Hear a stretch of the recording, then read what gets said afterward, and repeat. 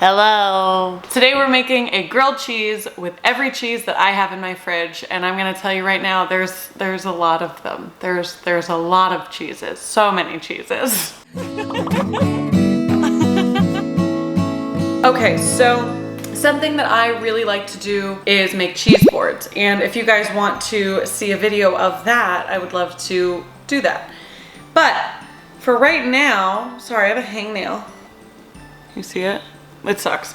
Anyway, for right now, I made my boyfriend a cheese board right before he had like a big thing that we were celebrating. So I made him this huge cheese board, and he and I love getting into those, and we make them pretty regularly. And so I'll usually have a bunch of cheeses left over, and most of the time I end up just like little snacking on them throughout the week or whatever after we have them, and then the cheeses run out or go bad or whatever. So this time I wanted to get a nice sourdough loaf from Whole Foods because I didn't have time to make one myself, and see what it would be like to put all of the cheeses that I have in my fridge, which is probably, I mean, we'll count in a second, but I'm guessing like 20 something, 25 maybe. And I want to see if it makes a good grilled cheese or not. I have equally high and low hopes. I think it's going to be either stellar or garbage. The thing about cheeses and grilled cheeses, and why I know it sounds silly, but some people have a really hard time with them, because if you mix a bunch of different cheeses, a lot of them melt differently. Like they'll have different melting points. Like American cheese is going to melt, American cheese is gonna melt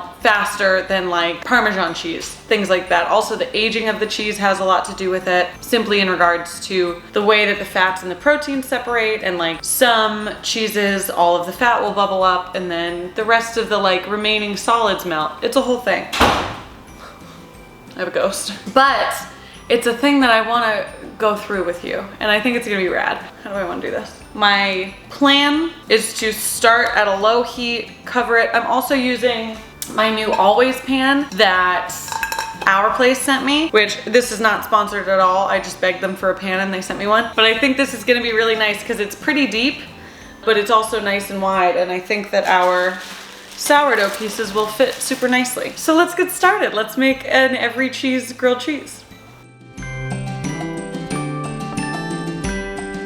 We have so many cheeses. We have some Old Swiss that isn't expired yet, surprisingly. Pepper Jack, Berthaud.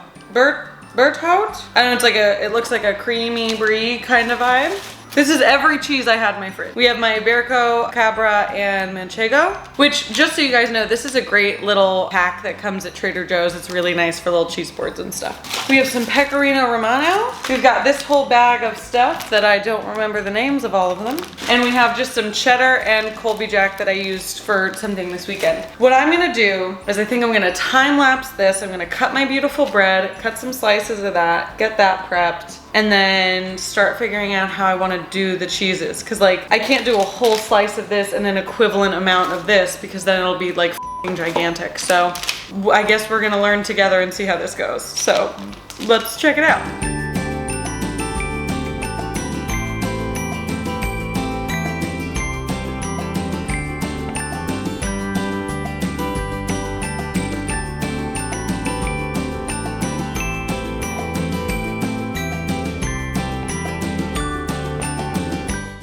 Okay, pause. Yup, that's me. And you might be wondering how I got here. And it's honestly because I didn't think for 1 second about how I would make a grilled cheese with literally every single cheese in it. I was originally thinking that I would put my soft cheeses on the face of the bread so I could spread them. However, now, among remembering cheese, I want to put my harder cheeses, like my cheddar, my pepper jack, on the outside so that they're closer to the heat, because then they need to like melt, whereas the creamy cheeses just need to kind of warm up. That's the new game plan. Look, oh look, we're back.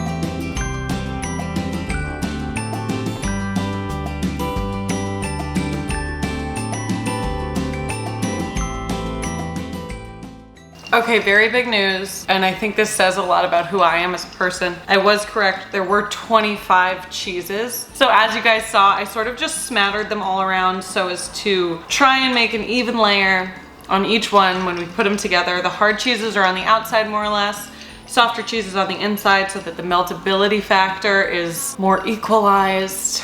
Okay, now I'm gonna mayo my bread. Trigger warning for Paul. Wait, where'd it go? What? Your mayo. Yours sucks.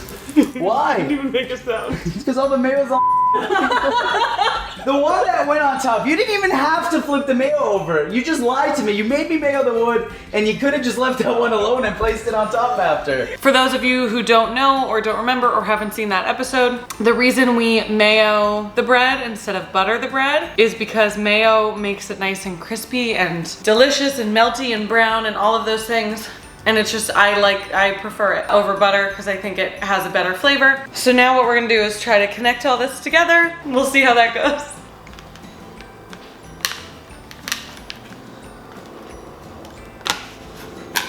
Okay, okay, okay.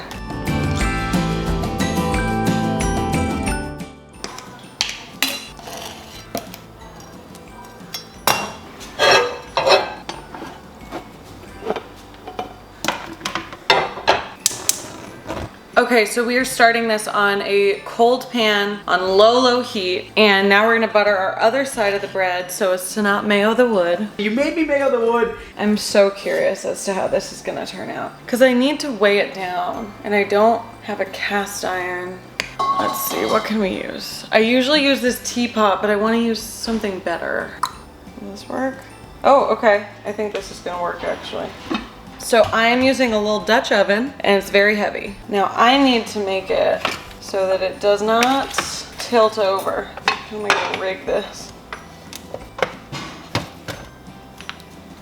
Success. Got our Dutch oven rigged up. We've got our grilled cheeses warming up. Very excited to see how this turns out. I think it's gonna be great. Who knew I was an engineer? My granddaddy will be very proud. I'm gonna clean up a bit, and then we'll come back and check on this in a couple minutes.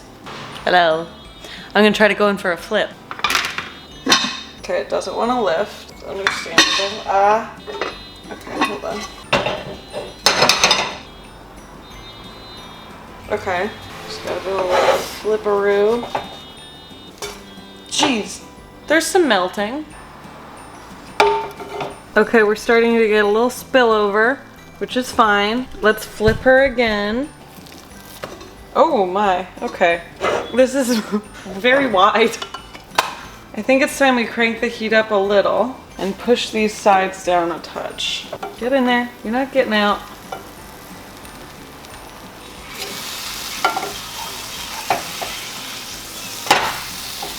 Okay, so our cheese is definitely all melted. Now I'm running into a problem where it's not browning enough on the outside, and also I think my bread is breaking apart. So, I turned the heat up a little bit so as to increase our browning. Hopefully that'll do something. Maybe this was a bad idea. Oh, look at this. Hello. Hello, hello. Let's flip it. Oh gosh. Okay. Oh no. Oh no. Okay. Hold on.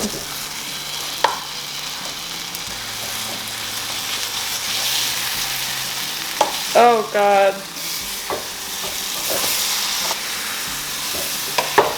Oh. Okay, wait. No.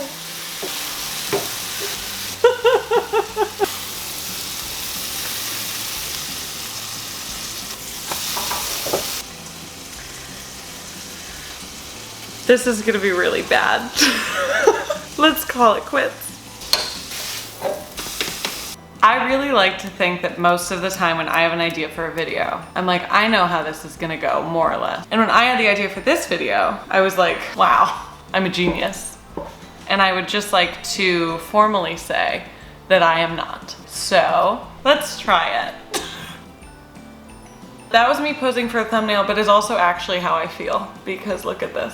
I did not know I would need to be eating this with a fork and knife, but let's try.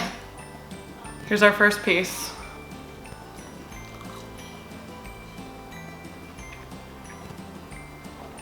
Okay, hold on, shut up.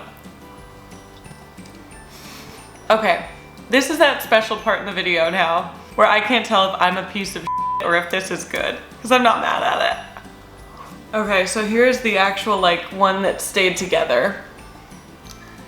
Let's go in. Okay. Oh God, it's so gross, look at it.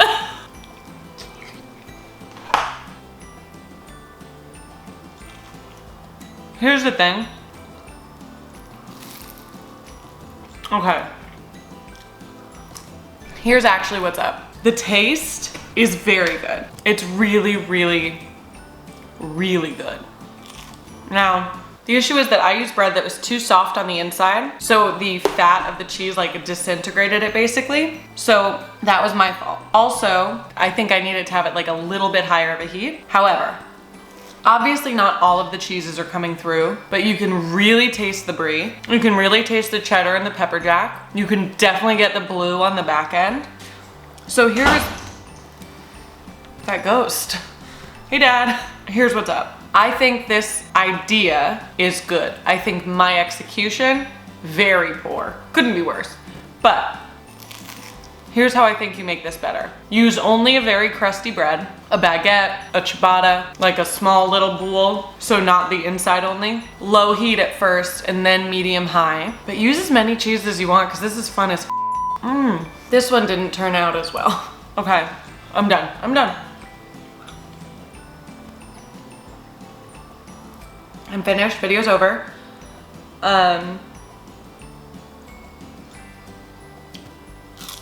So that's how I think you could make a 25 cheese grilled cheese work for you, because it did not work for me. But thank you guys so much for watching. I thought this would be a cute, quick little vid. So let me know what you think, and let me know if you would make this at home or what you would do. What do you have in your house that you have a million of and you want to put it all into one thing?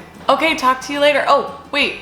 Don't forget, have you looked at my Patreon yet? The link's in my description. Also, like, comment, share, subscribe, and I'll see you guys soon. Bye.